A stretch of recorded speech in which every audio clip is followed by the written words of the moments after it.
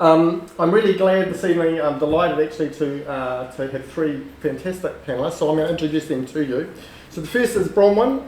Bronwyn Wood is a geographer and senior lecturer here at Victoria University of Wellington. She researches extensively around youth citizenship and citizenship education, and also around the utilisation of digital technology in education systems. She's also just scribbled on my piece of paper here, and it says she enjoys taunting Facebook by staying away long enough to see the desperate measures they will go to get her back. Bronwyn, it's great that you are back with us, so please come and grab a seat on the panel. The second person is known to some of you, or probably all of you. He's a primary school teacher, lives up on the Catholic Worker Farm in Otago. He's famous or infamous, depending on how one looks at it, for being involved in ploughshare actions. Probably most notably when he went and visited a site, Waihopai in Blenheim, and set up a shrine and engaged in an act of creative sculpture, I think is what you were engaged in. I was talking to a friend the other day, and they said that Adi, arguably, he was being provocative, he said, Adi Leason is arguably the third most significant public theologian in New Zealand history. And I said, how do you define this? He said, well, because if we're really talking about public theology, how many people sit around in pubs talking around what these people have done? And he suggested that one of those people is George Armstrong, who was very influential in an anti-nuclear protest. He suggested the other person was Adi Leason, because people around New Zealand pubs were sitting and talking about what Adi done. So it's great to have the third most significant public theologian in the 20th century, or 21st century. Adi, come and join us. And the third member of the panel is Matt Bartlett here. Matt is the Executive Director of Citizen AI. His background is in book publishing and software startups. For the last 3 years, he's been plucking some of the low-hanging fruit of artificial intelligence, which I quite like that, a low-hanging fruit of artificial intelligence, to build free chatbots that help ordinary people with legal problems. He says, quote, I am addicted to Facebook and Twitter, but have recently banned myself from both. I've been clean for 5 days. So if you want to applaud Matt on his efforts so far to break free of addiction, yep, I'm going to have to pass you back in. As a way to kick off here, just to set the scene, as well as your conversation with each other. We're going to watch a 3-minute clip from a Netflix documentary that came out just a couple of months ago called The Social Dilemma, which has already gained lots of discussion. And so this is a 3-minute clip which sort of sets our scene. Alrighty, so let's kick off. So I guess my first question here for the panel is, so to quote the video here, everything online has been watched, it has been tracked, it has been measured, every single action you take is carefully monitored and recorded. They know more about us than we know about ourselves. Quote, they have more information about us than has ever been imagined in human history. And I guess my first question is, so what? Like, so what? Why should that concern us? Bronwyn, Matt. I'll kick off. Hello everyone. Kia ora, it's nice to be here. I sort of want to take issue with the quote a little bit. This thing about that they know more about us than ever before, I don't think is quite accurate, because it's not really knowledge. It's not like there's some employee of Facebook who knows much about my particular personality. It's all about the aggregate and shifting populations and automated predictions and this sort of thing. But why it matters, with that quibble aside, is the increasing ability to sort of just keep us engaged, to keep us staring into the screen, staring into the damn screen, scrolling, feeling the whole world through that screen. Tristan, the red-headed guy in the clip towards the end, has this metaphor of you think you're just staring at your phone, but you should think about that there's sort of a supercomputer behind it, and it's sort of you, little human, versus the supercomputer that's sort of predicting your next move, and that's one reason I care. Bronwyn? Hello everyone. my biggest concern is that we've been sold a lie, and this lie is that what you can find on the screen is more satisfying than the life around you or the people around you. And also this lie that what the screen shows you is what you indeed want. Because if you understand algorithms and the way that they direct your pathway, you are no longer even seeing what you actually might want to see. You're not even seeing the people you necessarily want to connect with, or the products you want to buy, or the insurance that you potentially want to get in the future, because everything that feeds together creates a narrative by which you get directed along lines of thinking and acting. So I think that concerns me a lot. So your concern there is because there's two elements here. One is it's an unreal world. One seems to be an element that it's not the real world. But the other, you're picking up here on the sense that we're therefore losing agency in one sense as humans. So, this is a question therefore of freedom, that somehow we lose freedom because of our engagement with that technology. Correct. And also the images and all that are portrayed are not quite real either. So what we see of people, what we see of their lives is just a thin rendition of what life actually is, and a thin rendition of things like beauty and truth. And so we only see a partial vision through these screens, and yet they're designed for addiction and pull us in to that being one of our main sources of knowledge and understanding in life. You going to say something? No. So one of the questions therefore around social media, and one of the critiques, is the sense of addiction. Do you want to unpack on? Both of you have been introduced. You're a recently acknowledged addict maybe, and the other one is someone who's still grappling with your addiction. I suspect you don't suffer from this addiction. Well, one of my kids bought me a device called a cell phone recently. Right. This with is the instructions. A dumb phone or a smart phone? It's got buttons on it. I've got it here with me just to show you. And they said, you need to talk to your children more. It was costing us a fortune on the landline to ring their mobiles. Right. And so it has this ability for texting, you see, which I found really handy, and I think it's going to catch on. Right. So it's a way of communicating. I think that's been really great. So I've entered into this whole, into the 90s. Yeah. It's very useful. Right. So let's just park the 1990s and move back to those who are actually struggling with a 21st century addiction.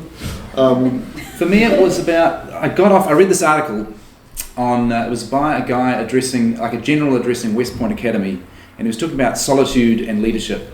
And he was just saying, if you are wanting to get really clear in your own mind about what you're about, what is really important to you, get really sort of centered on the important stuff, you might want to think about not constantly bathing myself in other people's opinions and just being so hooked into what people think. The last thing I just said, all this. That sort of tipped me over. I probably will go back because I do find it very, to Facebook particularly, just extremely interesting. Like the conversations, the serendipity, the sort of interesting sort of political stuff. Right wing and left wing people from my past and present sort of all chatting together. It's extremely compelling, but somehow also dissipating, and I feel like it's just. You wonder, does it sort of build to anything? That's sort of some of the things going through my head as I contemplate my addiction. And so for you, there's still this sense in which social media provides, and this is what's told to us. It's an amazing community of information sharing, broadening our perspective, giving us bigger ways of seeing the world, engaging with different people, understanding more. There's an element in which you seem to resonate at some level with that. Yeah.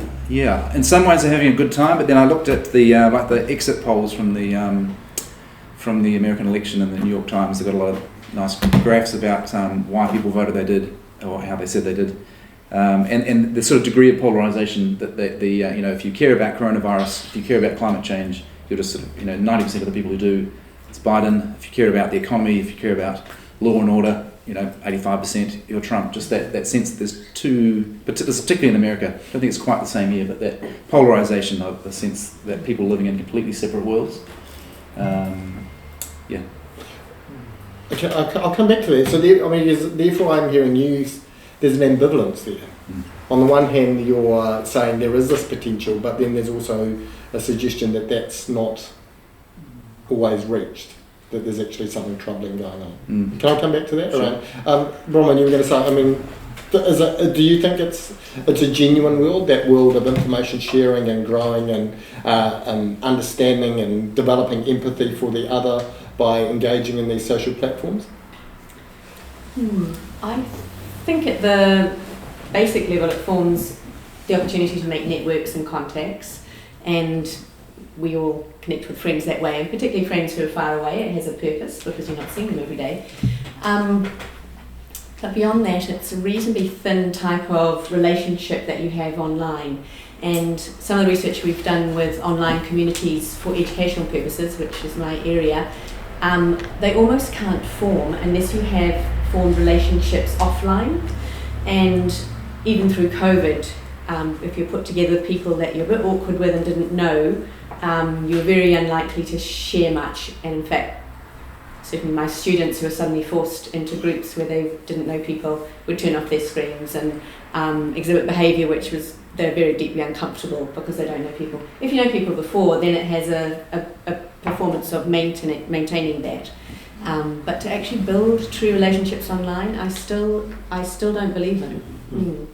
You can't get that depth of the embodied person. I do see good things though, like in my work I got to researching sort of Facebook groups and seeing the amazing Facebook groups that are zooming around, like practically every Filipino dairy farm worker in the South Island talks to each other on Facebook and gets us, about what's life like in that zone and who are the good people to work for and all this. Same with all the truckers, basically all the truckers in New Zealand talk to each other.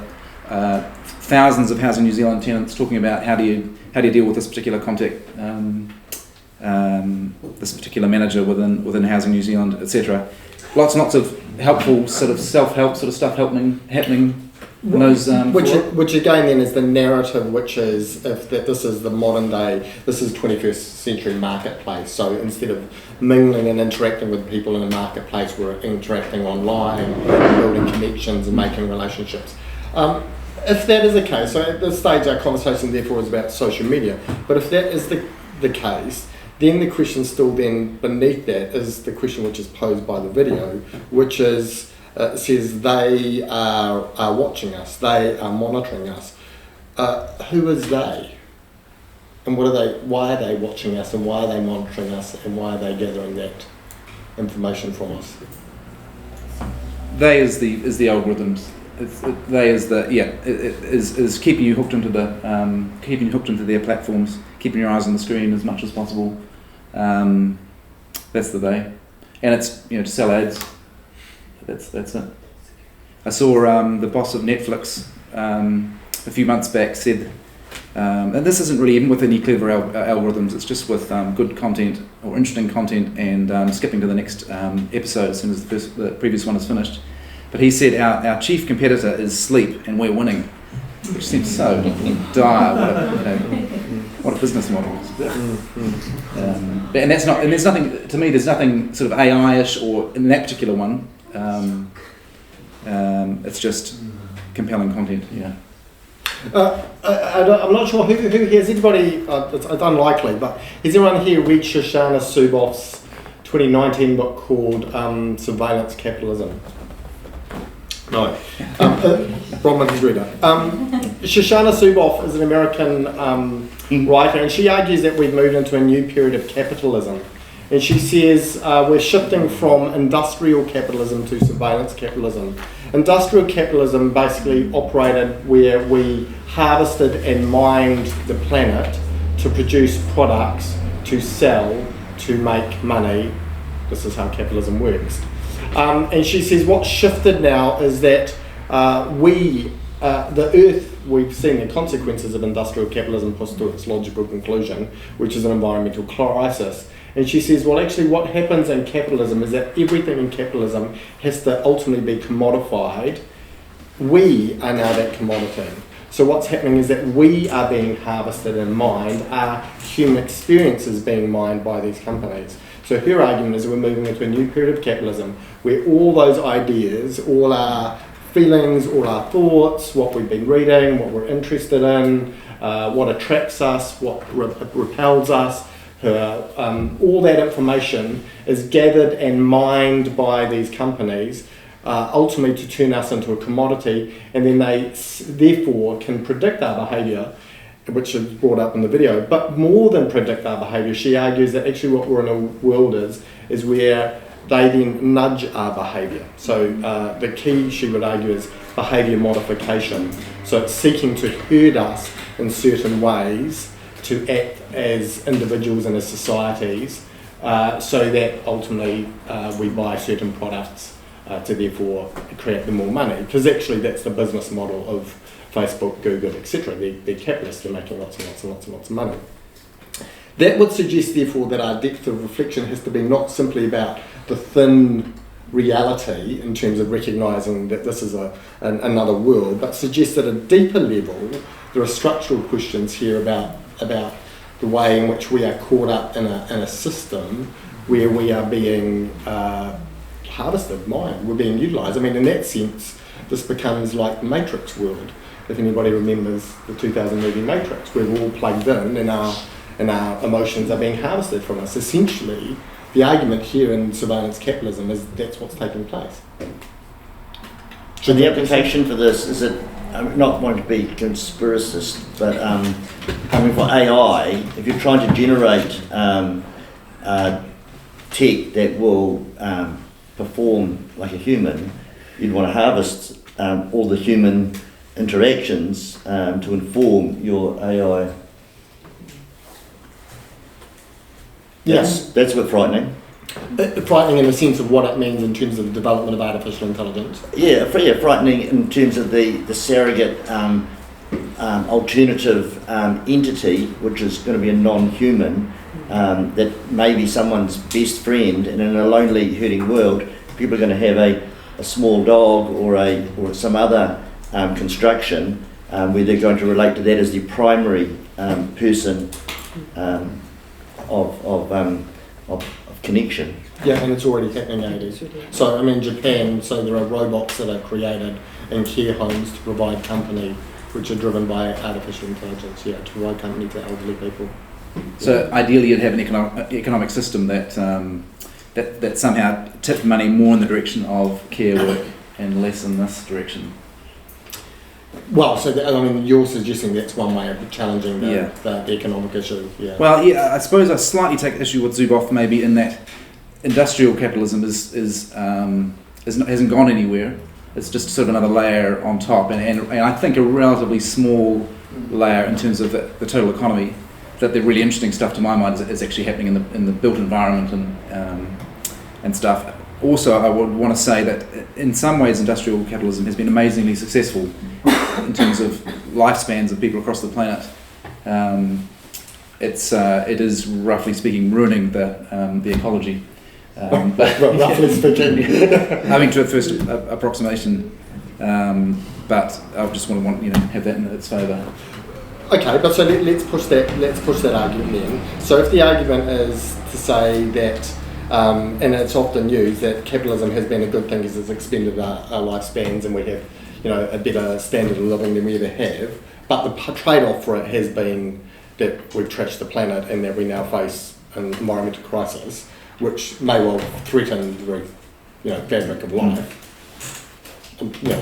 That might be one. So then the question is, if it is simply another layer, then the question becomes, well, does surveillance capitalism work on the same logic, which is it says, well, this could produce a whole lot of money, but then does this also therefore risk tearing the fabric of our human civilizations apart? And my question here particularly is in the title, questions of democracy and education. So another Netflix video is The Great Hack, which explores the way in which Facebook advertising was critical in the 2016 US election. And and we now see how polarised the United States has become.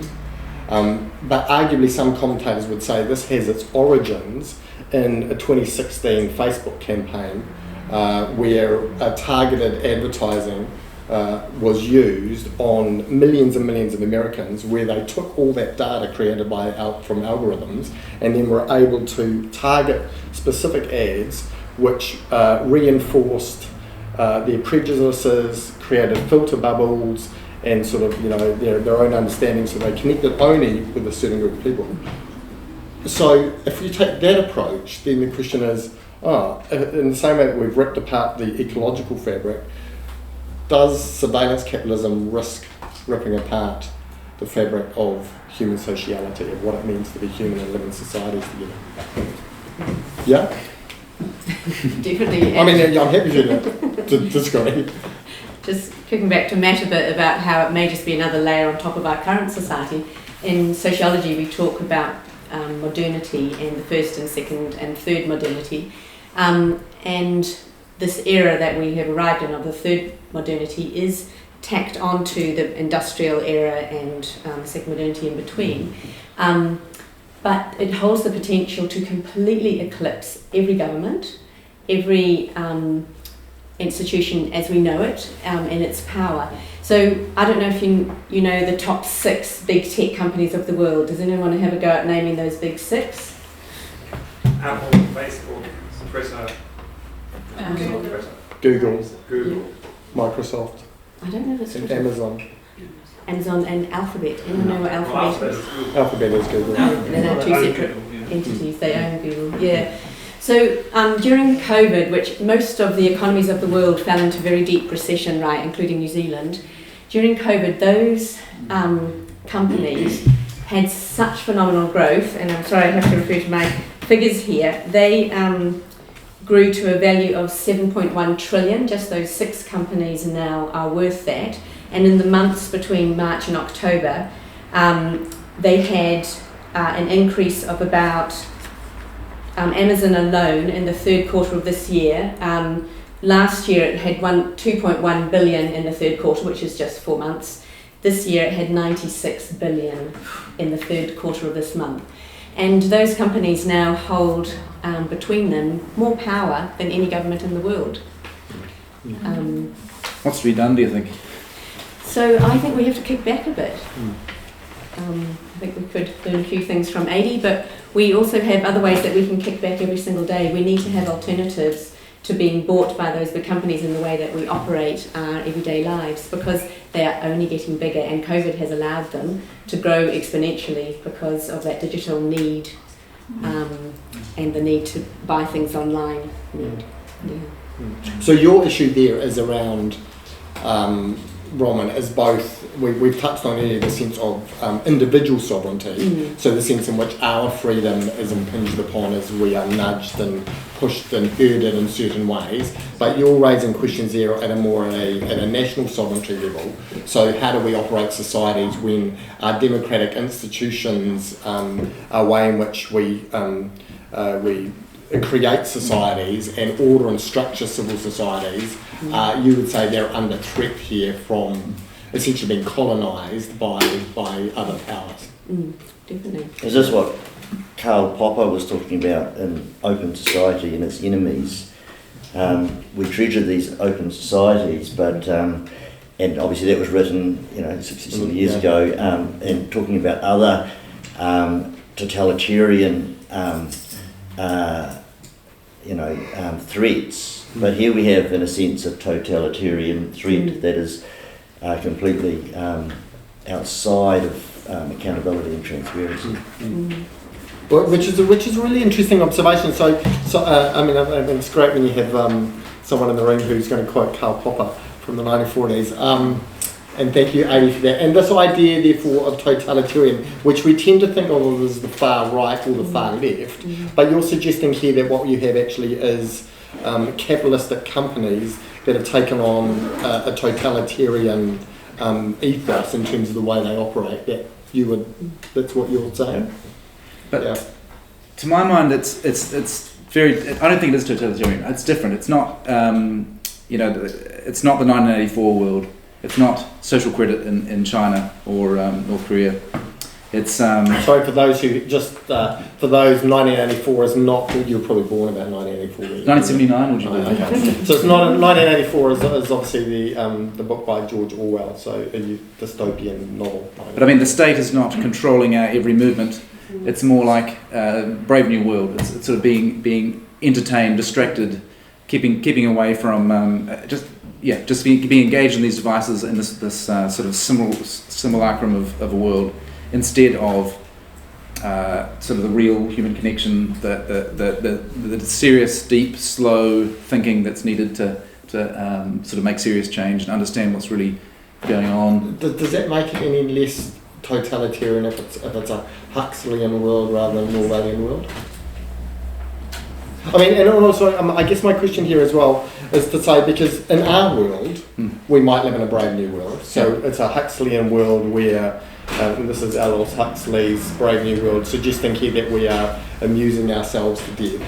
But if you lived in China now, you are in a totalitarian state where you are being surveilled, and all that data is being collected not by private companies, but is being collected by the state. Yeah. And so, for those who aren't familiar with this, so there's a city in China which has more CCTV cameras than any other country in the world, any other city in the world. So there are 150,000 CCTV cameras in that which monitor people constantly, and depending on the way in which you behave, they then can determine your social credit, which determines whether you're allowed to go on a public transport or whether you go to school, etc. And so I'm just saying that's not our situation. That is the situation of parts of China. Absolutely, is a part of China. But then the question is, does our Huxleyan world, is that any better, the sort of world? Are we still arguably as humans being controlled and manipulated? It's just that we are under the illusion that we're free. I think we're sort of doing it to ourselves a bit. Like my wife is a secondary school teacher, and she was talking about little brother, the sense that everyone is very hooked into their peers' opinions constantly, and it's not really a big brother telling the teens at Wellington College what to do, but they all know what everyone else is thinking, and sort of making themselves sort of inappropriate, to my mind, sort of a little bit inappropriately vulnerable to each other in that kind of way. There's no kind of downtime or being able to sort of in a reflective way kind of step back and have a bit of space. So the sense in which we surveil each other. Yeah. So we're all sitting on our phones and going, oh, yeah, you haven't been on, Matt hasn't been on Facebook for the last 5 days. Oh, Matt, what are you doing? Yeah. This is bad behaviour. You need to get back on Facebook. There was also that paper, I forget who wrote it, called The Spiral of Silence was the title of it, and it was about the effect of the more time you spend on social media, the more hooked in you are with, you know what is the popular opinion within your group, and the spiral of silence is that you start to censor yourself both online and also offline, because you know this is the appropriate opinion in at this time. I'll say that'll be the easier thing. That's a whole other thing, perhaps. Right, and so the sense in which we self-censor ourselves. Yeah. So again, Orwellian. Yeah, I mean, I listen to your ambivalence, Matt, but then I kind of think, but you're convincing me here that this is a disturbing world we live in. Oh, it's very disturbing. It's very disturbing. Like, the thing that really disturbed me was, does anyone know about the Youth 19 survey? It's, yeah. They talked to like 8,000 odd teens across the country, different demographics, different schools, have done it maybe 4 times over the last 20 years, and asked them all sorts of questions. A big part of it is about depressive symptoms. And just the jump in depressive symptoms among teens in New Zealand between 2012 and 2019 is just really terrible. It's like double, particularly if you're. It's much worse for girls, much worse for Māori girls in particular. But and it seems to coincide, and across the world, it seems to have coincided with people having smartphones. Yeah, exactly. The smartphone is the same, I suppose, harmful that sort of poisons you at the same time. So I think it's really very worrying. I just feel like totalitarian is just too fuzzy a term to throw at it, that's all. Adi, I'm presuming most people here might know Adi's story. Tell me about metadata. Tell me about what happens with all our phone calls and texts, and where does all that data go? Well, I think Edward Snowden, a 1 in a 50-year, 100-year reveal, an insider in the intelligence community has blown the lid on capture, storage, and data use. And so the picture he painted was full spectrum capture and storage. And so that's a big, the country was, when it blew in New Zealand, John Campbell, I don't know if you remember, but he sort of really drove that, that conversation about, is this what we want? Is this how we, and the pushback from the GCSB and others was nothing to hide, nothing to fear, which was quite a nasty kind of response. So, we'll capture everything and possibly use it at our convenience, but if you've done nothing wrong, you can relax. So that's a quantum shift from freedom of thought, freedom of expression, and all of the complex paradoxical ways of being human that we kind of like. And so this is a frightening a new world. And then we see the international application for this stuff in terms of warfare, where there's no human intelligence. There aren't agents gathering intelligence in battlefields. It's all signet intelligence. So they're gathering signals intelligence, and we've got. Yeah, Eddie, just for people here, what is so signet? Human is just intelligence gathering by agents, say, on the ground, gathering information, and then signals intelligence is the electronic gathering. And so we've got things called signature strikes. So these are a drone strike against the crowd of people that fit some kind of, the data's come back that this group would be a likely, based on this evidence and these dress codes and a whole lot of other things, this is a legitimate target, and that's been gathered by signals data, and so this is a militarized and so-called in the American thinking a legitimate warfare approach where you attack a group of people based on some demographics that have been gathered electronically. And with great carnage. Yeah, so you're gathering all that data, you're running it through an algorithm and system, you then determine that this is a target, and then you send a drone to fire a missile and to kill those people. The other thing that probably people aren't aware is the very, very close connection between the big six technology companies and US military. So the US military pays enormous amounts of funding, US government funding to Apple and to Microsoft and to Google to develop software for them, artificial intelligence software, facial recognition software, etc. It's very Eisenhower, who's a president from the mid-20th century, talked about the military-industrial complex in the States, the fact that the US economy required basically this connection of a defence industry.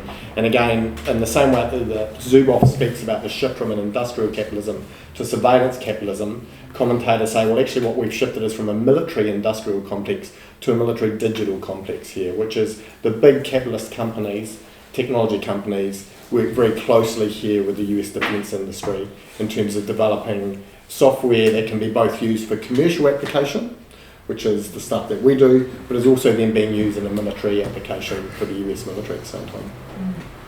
Which, again, would blur somewhat the Huxleyan, the idea that we live in either an Orwellian world or a Huxleyan world, because it would suggest that actually those worlds might be much closer together than we think. And the pathways for resistance are also being narrowed under terror legislation and under the climate of post 9/11. Dissidents are demonised as so.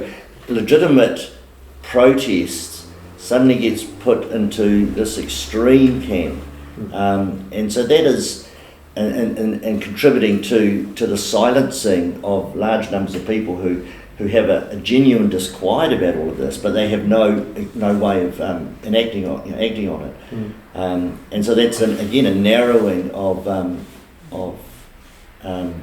dissent. Which becomes an interesting theme, therefore, of a number of our comments then. So Bronwyn's talking about a flattening or a narrowing of human experience. We're talking about a flattening or a narrowing of society as we self-censor each other and we conform more and more to a certain way of living. And then you're saying we also have a narrowing of the way to engage in a democracy of being citizens, because legitimate ways of expressing opinions or expressing dissent get narrowed more and more, because the step outside that is to be seen as a threat to the state or a threat to the system, and therefore that becomes narrow and narrow. Again, that seems that on that last one, it feels like at the moment the energy for censorship is coming from the left, not really from the state.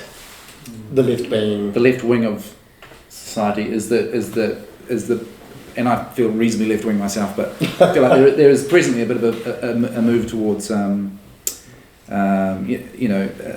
deplatforming speakers and this sort of thing. You're thinking here in terms of a sort of a cancel culture. Who is shutting down speech in New Zealand presently? Is the state doing much of that? Is the state doing much of that? You know more about it than me, but well, having been arrested at a couple of events in the last few years and prosecuted it all the way through to trial, where I was successful on both occasions. Fortunately, that was because of you or your lawyer? Yeah, well, self-representing. Well, help from Daniel Vincent. But anyway, the point being is, some activists at the TSB, 25 get rounded up violently, charged, prosecuted, go through a long experience. All 25, finally in a trial get acquitted or get thrown out. So that's heavy-handed. State suppression of legitimate, peaceful, non-violent standing, and I can multiply those stories. I'll take it back. We're going to pause here for a second. So I said that the halfway point would stop and have a bit of a breather. So while these guys get a glass of water, turn to your neighbour and go, okay, work out whether you've understood any of that. You might want to turn to your neighbour and go, who's Huxley? What's Soma about? Or you might want to go, I think that's a load of baloney. This sounds like conspiracy theory, or whatever else you want to ask about. Go to off you. I'm going to herd or nudge or manipulate you, depending on how back in the conversation. My daughter the other day, I took my kids out of school for a week because we haven't seen a lot of each other this year, and we decided that we were going to do the Otago Tasman in the pouring rain. We didn't decide to do the pouring rain, it was just pouring rain. And just before we got on the track, my daughter said to me, Dad, I have to hand in an assignment. Unfortunately, I had my computer with me, and so we found Wi-Fi, and I said, well, how do you send this? Are you on email? And she said, no, if you go into Google here. So I was a bit like 80 and I had to work out how to press buttons, and she did a bit of a flicky thing, and we got into Google, and then she said, if you go into Google Drive, and then she said, if you go into Google Classrooms, so she went into Google Classrooms, which I'd never heard of, and she said, if you go into Google Classrooms, no, that's right, I saved the file in Google Drive, and then I'll drag it from Google Drive into Google Classroom. And, I read this stuff, and I said, well, hang on, but so Google has all that information about you, all your opinions on, I can't remember what the assignment was, that's all been gathered by them. She kind of shut me down at that point because she didn't really want to hear the same old talk. You live in this world. You work at the Ministry of at the School of Education. So you train teachers. I'm as a parent. I'm thinking, wow, I didn't know my children lived in a Google world. Yeah. So there are millions and millions of students that now use Google Classrooms. It's a free package. It's part of the Google suite, in which there's a whole lot of different products that come off with it, and you can become a Google school and you get access to that. Now, one of the things I have real trouble with is getting teachers to even critique this very idea, because it's free. So they often say to me, why should we even critique it? What else are we meant to do? It's free, otherwise we have to pay for a license for Microsoft Office or something like this. So what I ask them to do is say, and I'm going to do this to you, if you have a phone that can search something, just let's have a look. Is there a problem with Google Classrooms? Can you just put in a type in a search now and just say something like, what's the problem with Google Classrooms? What's wrong with Google Classrooms? And just tell me what you get. I will also ask you what browser you're using, but did you know that Google had bought the rights of, I think, 4/5 of the phones in the world for, I think it's $5 billion to be the first search engine and the only search engine on all those phones. So I suspect you're using Google. Okay, what's the problem with Google Classrooms? Have you found anything online that's a problem? Difficult account management. Difficult account management, okay. There'll be some troubleshooting ones, like what to do if your classroom's down today. Limited integration options. Too Google-ish. Yeah. Yeah. Not a very hard-hitting critique. Yeah, no automated updates. Difficult learner sharing, editing problems, no automated quizzes and tests, impersonal. Okay, so all of that, apart from impersonal, is about the product in terms of its product design, right? So there's almost no critique on it as a thing. And does anyone have a non-Google browser? This is very unusual on phones. Safari. Yeah. Safari's been bought by Google. Yeah. So even Mozilla Firefox is now bought by Google. You cannot do a, and you're up to DuckDuckGo or something. I've got DuckDuckGo. Okay, have a look. What are the problems? So anyway, what I established with the teachers is that you cannot even search for the critique on Google Classrooms using a Google search engine, because the algorithms completely prevent you from finding it. And so maybe Andrew can find one on DuckDuckGo, but what was that? Anyone got one? Did you find anything else? Oh, no, I was just saying Tor browser. Yeah, So it's yeah. the deep tool.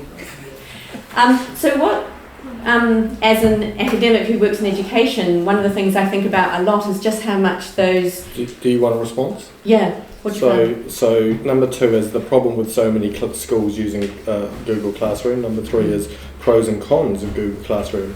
Number 4 is the problem with student-owned Google Classroom classes. Number 5 is solved. Google Classroom, we are sorry, but you do not... pros and cons of using Google Classroom. Yeah. Whereas the other one, I've checked it, the Google search gives you pages and pages of troubleshooting how to make Google Classrooms work better. So we are being bought, whether we like it or not, by using that search engine, that we can't even find the critique I need to find as an academic to tell schools, hey, do you know that this, by signing up to Google Docs for your school, they are getting hundreds and millions of users for life, because they get their Gmail, they get used to the kind of template and format. It's a no-brainer completely for them to make that free for every school.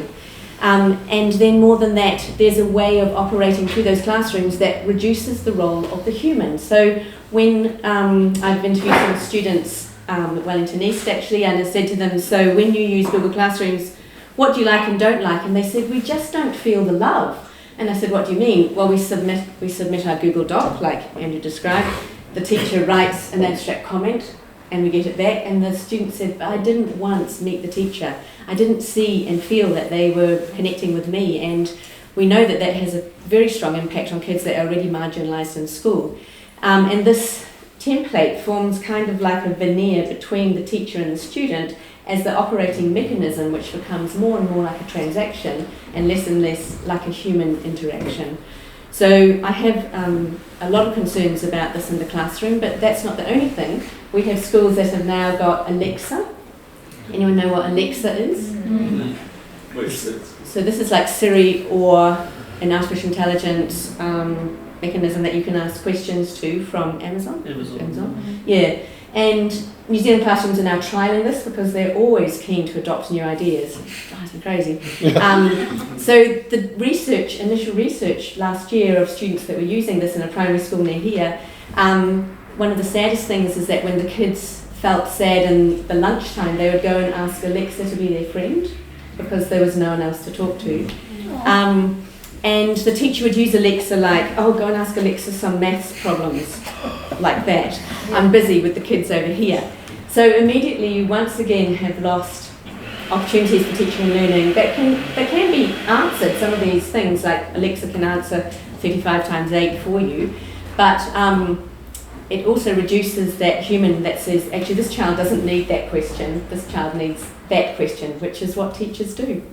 So my biggest critique is how it reduces the role of the teacher to something of an instrumental facilitator of learning through technology, and reduces the child into something that is an object of a consumer product to kind of be pushed along a channel that matches how the technology agent wants them to learn. So big critiques there, Andrew. Oh, come to that. And plug them in for life. For life. And from a very young age, therefore, that voodoo doll is already being generated from a very, very young age in terms of the algorithm, because the idea of data points, that we're all giving off data points, those are being therefore produced. What age kids are using Google Classroom in New Zealand?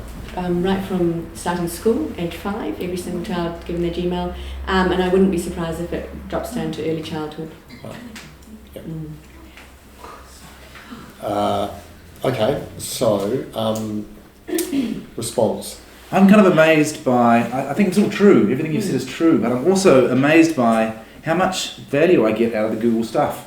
Like, I flew to Auckland last Wednesday, and before I flew, I had a little notification on my phone saying, looks like you're flying to Auckland soon, would you like to download the maps for Auckland for when you're there? So I said, okay, do that. And so I didn't need to use any data when I was driving around Auckland, which is an awful experience, as you know, probably. Had you forgotten that you were going to Auckland? I had not forgotten I was going to Auckland. But it so was, did you need to be notified that you were going to Auckland? No, what I liked was that I had a sense that there was this intelligent agent that was kind of supporting my life a little bit and making it a little bit easier. Like if I had to get around Auckland without Google Maps, or without Apple Maps, or without some other similar thing, I would have had what we actually still have in our car, which is about 20 different maps for around the country.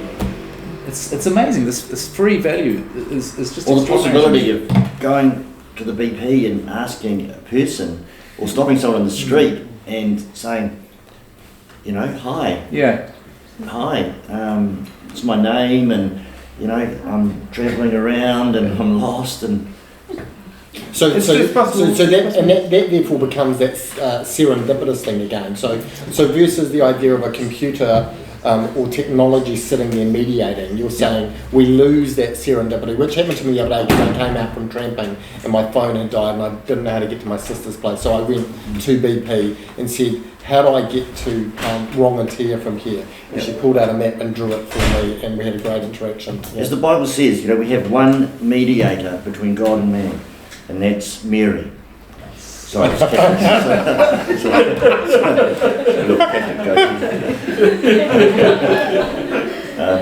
no, but that is that, you know, the idea of the, you know, all our conversations being through this conduit, and the ticket is getting clipped, and it's transactional.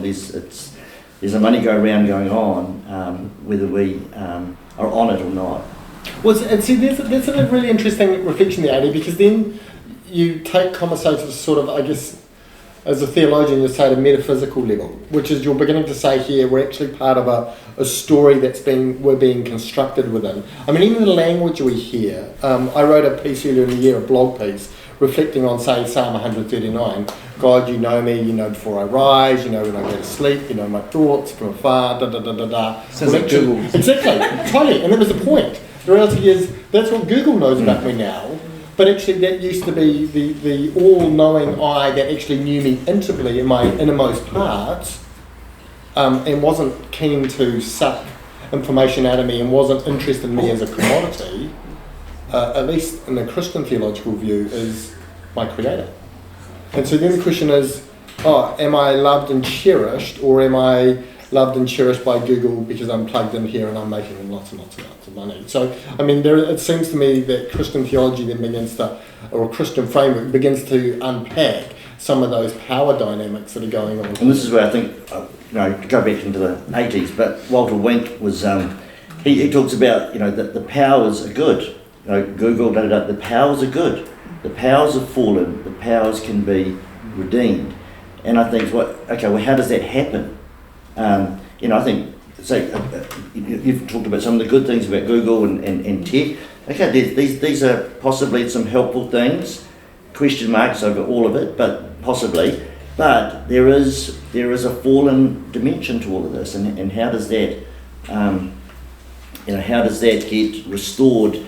Where God is the centre or humanity is the centre, rather than us being the peripheral that's being harvested. And I go on to say that I think Niebuhr talks about this idea of sublime madness, and it's a wonderful idea where the way we engage with the powers is through this imagination of this of a society of kindness, a kingdom where the animals and the creatures and all of the biodiversity lives in some kind of wholeness and integrated unity.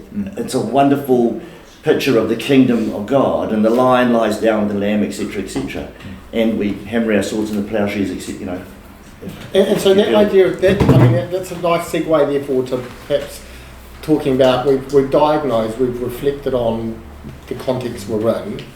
Your suggestion there is of this idea of powers is the idea that these institutions they have a right to be there, whether they be corporations or government institutions, but there's a sense in which, from a Christian point of view, you would say they're broken and they need to be redeemed. How for those who therefore live in the Christian tradition, do we just throw up our hands and throw away our smartphones? You probably don't have one, and disconnect from Matrix and go live on a Catholic worker farm somewhere and pull water by a bucket out of a stream. Is that what we do, or is there a sense in which we can still engage with this world and take the richness of the fact that we can navigate ourselves around cities and send emails to friends who live in the States who need comforting, etc. How do we engage? How do we redeem? Personalism is where it's at. Communism, socialism, capitalism, fascism, ism. Personalism is personal, and it is deeply intimate. It's intimate with nature, it's intimate with one another, and my neighbour and their difficulties are my problem too, and personalism is the great solution, and anything that separates us from one another is part of the problem, not the solution. And if we have to suffer this terrible thing called inconvenience, and I even maybe push back a little bit. One of the comments you said at the beginning, Matt, about all the benefits of industrial society. Well, humans have always wanted to live longer, but I don't know if I think that's a vain idea. We maybe need to live better, and that's living more intimate and living more personal. That's all very well for us to say. If we're in a place like this where your average white person lives to 78 or whatever, but it seems like there's big swathes of the world where it'd be quite nice if they did get to live to a ripe old age of 78. And partly the reason why they don't is because they're living in ghettos and slums that are feeding the industrial complex that we've created that allows us to live longer. So if we all had a 5-acre block, which I understand there's enough for every family in the world to have one, fertile land, maybe we could all live as long as our, the good Lord gives us. So, pulling that back to technology though, so one response is that we therefore give up on digital technology and live in 5-acre blocks. I want to say... But I suspect you don't want to do that. No, I don't. I'm really inspired by Chesterton and the distributivists. I reckon you want to distribute property in means of production as widely as possible as you possibly can. But I suppose I want to emphasise the ambivalence of it all. That Google's good, Google's bad. I think Facebook is 75% bad, but Instagram 90% bad. Twitter in the wrong hands. Twitter's 50-50. But I sort of want to, I guess, inspired by Jesus, I want to get in amongst it. I want to risk impurity, risk sort of being in the wrong crowd, and recognise that it's everything's sort of tainted and ambivalent and fallen. It's not good that Google has like 96% market share of search in New Zealand and has for the last decade, but you really have to live with that and sort of work with it. Like in the community sector, where I mostly have been working in recent years, I see this sort of bias towards sort of face-to-face personal. We've got to get everyone in the same room. If we're going to help someone legally, we've got to make them drive across town and turn up at 3:30 at the clinic to get service. Whereas my point of view is use Zoom, have video calls. People are on their phones already. Why not get in there and make it and help them with, in this case, legal problems? But get amongst it. So tell us about this thing, Citizen AI, which links to our last bit. We are just about to finish up here. Citizen AI, what do you do? Because obviously you haven't gone to live on a farm. What is Citizen AI? How do you use artificial intelligence to aid citizenship? Well, it was sort of inspired by Google. Google have this conference called Google I/O each year, and Sundar Pichai, the boss of Google, was talking about this big shift within Google from mobile first to AI first, and it was like, and the big flagship product was Google Photos, where you might have a road trip and you take photos of your friends, and it picks out the 10 best ones from your road trip and kind of suggests you share it with the friends that it knows about and stuff. And it's like, oh, isn't that wonderful? And it seemed such a trivial problem to be pointing one of the world's richest companies at. It's nice to have one's photos slightly better organised than they were before, but it was a problem that digital photography created that they're solving with one more bit of digital. And that sort of inspired me in a negative kind of way to try and figure out, could we point some of this AI juice at real problems that mattered. So what is the real problem? In this case, the little piece we picked out was people getting legal help online. We know there's sort of vast amounts of really good quality plain English legal information, but when you search Google for it, it's not necessarily very accessible or easily written or in bite-sized chunks. And we thought that turning it into a chatbot, or turning these things into chatbots that you could have a conversation with to solve your legal problems might be it. And so that chatbot then is using AI to find the correct information or good information that will then respond to your legal query that you have. It's using a bit of Google AI that just matches all the different ways that you could ask a legal question with our knowledge base of stuff. It's pretty, as I said, it's the low-hanging fruit. But part of it was trying to just use some of this tech for good. And there's a paper there on the table over there. It's Google, Microsoft, Stanford, and a bunch of others. Climate change and AI. It's looking at every sector of society. What are the possibilities for AI to kind of reduce emissions? Like, where exactly should wind farms get placed and this sort of thing? There's still potential. Cool. Get in amongst it. Get in amongst it. Yeah. Bronwyn? I feel I have a much more simple vision, and it links closer to what Adi was talking about.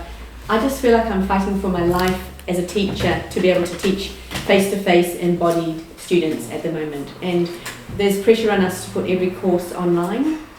There's pressure to use Zoom for all our tutorials. And this is how we lose that and we disrupt the human relationships, which I believe are the foundation of why we're here on Earth.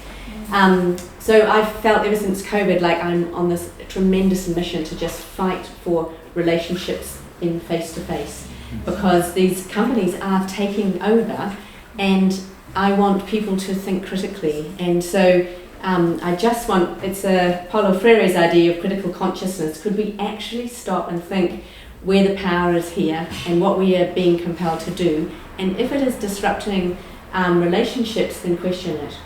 If it is getting in the way of who we are, then let's take a pause. It's quite a simple thing to do. It's important. There's a few questions here that then therefore pick up on that. And someone says, is there any possible methods to control big companies? Which raises questions about a legal apparatus and particularly in the States, where there are court cases at the moment seeking to limit the powers of those technology companies and bring them under regulation, because essentially it's deregulated. And this again is the interesting thinking about capitalism, because this is how industrial capitalism has its origins in what was known as the robber barons in the United States, who made enormous amounts of money before they were eventually regulated. And arguably this is what's happening with the surveillance capitalism, where eventually the argument is that they need to be regulated, these companies. The other question said, how could we guarantee they will never use our private information illegally? I think that begs the question on we haven't chosen to give them that information in the first place. It's just been taken off us. How do we guarantee that? Well, again, a part of that becomes a legal question around how you can regulate those companies to ensure that they come under some sort of jurisdiction. Other questions here, which is really interesting, and this will have to wait for another day. One of the questions here is about racialisation of surveillance, and this opens up the whole conversation around facial technology and drones, and the way in which facial technology seems to work very well when it's analysing white faces, but not so well when it's facially recognising non-white faces. And so then this becomes a whole question around the nature in which some of the asymmetries that we already see in the world then play themselves back out into the artificial intelligence that's being worked again. And this is a very live issue in the States at the moment, where lots and lots of police forces are now using facial recognition as a way of policing. The London Met is using this at the same time, the London Metropolitan Police, and recently in New Zealand there's been discussion around obviously police forces trialling facial recognition. My hunch is that we'll leave that conversation for another day because it's a whole topic in itself. Ending, you've given us, you say get in amongst it, you say think critically, 80 says go join the Catholic Worker Farm. On a practical level, what are you going to do in the next coming days in terms of your own personal engagement with the digital world that we live in, and what would be your encouragement here to people? The big thing, there's a huge hunger to sort this stuff out. Like that film that we saw a clip of has had like, I think it was the most popular movie ever, or second most popular movie ever on Netflix in its first sort of month screening. Just millions and millions of people interested. So it's a very live conversation. Yeah. For me, there's stuff about Sabbath, like just taking breaks from the whole thing. Personally, there's about, I've got 3 children with my wife. There's about this ongoing conversation about how we kind of regulate their online lives and keeping them away from Instagram, basically, among other things. I'm also interested in starting a conversation with our Te school the kids go to just down here. There's a sense that there's 2 children in my daughter's class of 60 who haven't got a smartphone. She's 11. Which seems insane. It's just sort of all these individual parents have decided or caved or found this seems like the right thing for them. So I'm interested in maybe showing the film or something, or starting a conversation in that sort of zone. I sort of feel like I've been put in the position of the pro-technology guy, which I sort of am, sort of aren't, I don't know. You're ambivalent. Yeah, ambivalent, exactly, ambivalent, yeah, that's some of my thinking. I think it's so important, like that depression stuff I mentioned about teen girls in particular, and the lack of resilience, the stuff that this tech seems to be driving. It seems so worrying in terms of the huge challenges, like climate change looms really large for me. The sense that we need to have a really robust, creative, deep-thinking human race to kind of do our human task in the world, and this is really being eroded presently. Thanks, Matt. Heidi? Did you want to show us your phone just as a light, so we at least can look it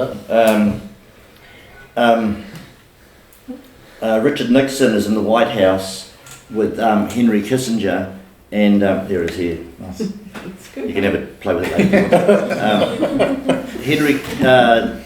Richard Nixon's in the White House with Henry Kissinger, and the White House is surrounded by yellow school buses, and the crowds are screaming. They're rocking the buses, trying to tip them over, and the crowds are raging, trying to get to Nixon, trying to get to Kissinger, and Nixon turns to Kissinger and says, "Do you think they'll break in? Do you think they're going to get us?"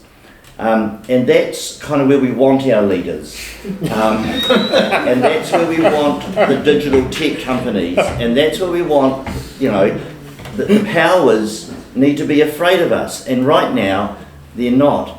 My mama Bibi was hoeing okra in her yard in northwest Waziristan on the border of Afghanistan and Pakistan.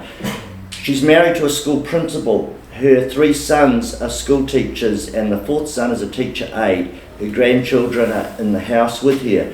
She's in the garden gardening. A drone comes down and shoots her with 2 missiles, and she is then murdered.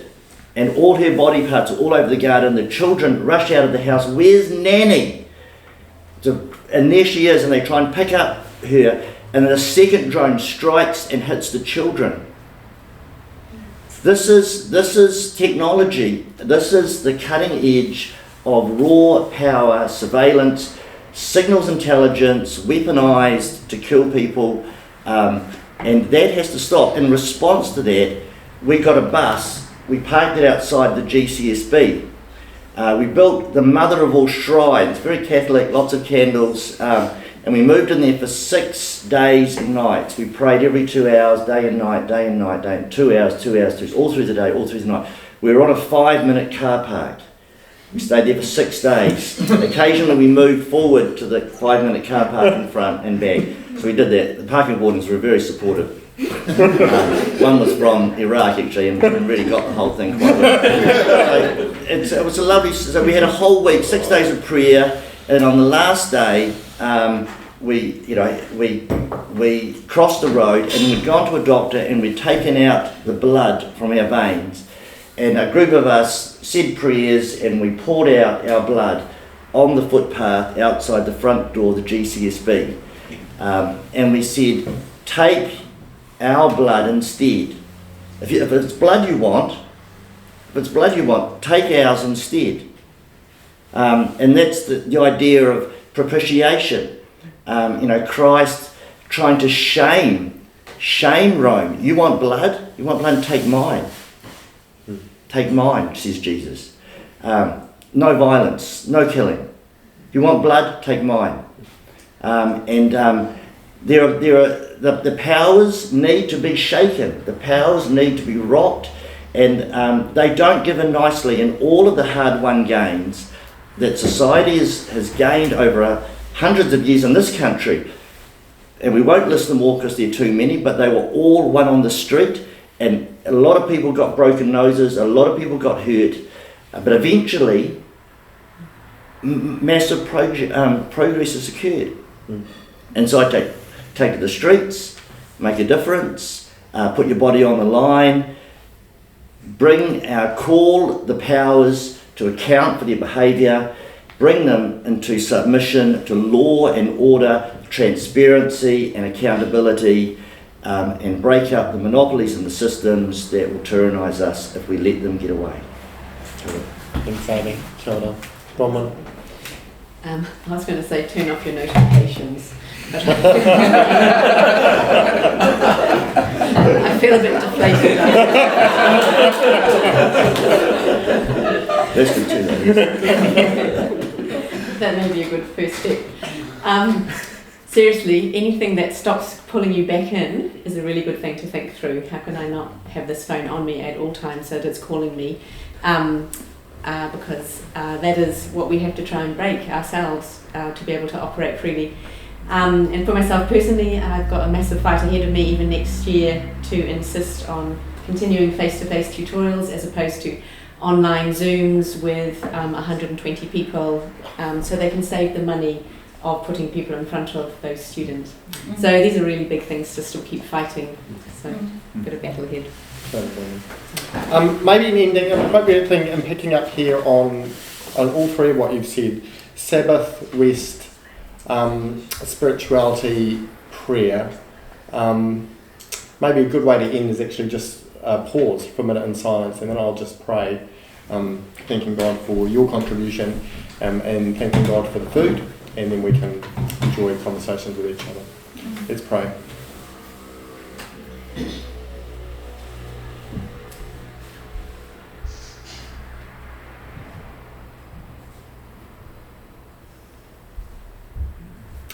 Loving God, thank you for the wonder and the gift of life that we have. Thanks for this evening and for the chance to think deeply about the issues that we face in our world. Thanks for Matthew and for Adi and for Bronwyn and for their deep thinking. their insights and their wisdom. As we leave here, we pray that you will challenge us to think deeply about what we've heard and what we've engaged with, to be encouraged to have conversations, and to be encouraged to then respond in the small actions, but also maybe in the larger actions of putting our bodies on the line, of responding in forms of spirituality that make new ways of living, that create flourishing futures for all of us. Thanks for the food that's been prepared. Thanks for the chance to be face to face and to converse with each other. And so be with us in our conversations and be with us as we leave from here. We ask this in Jesus' name. Amen. Amen.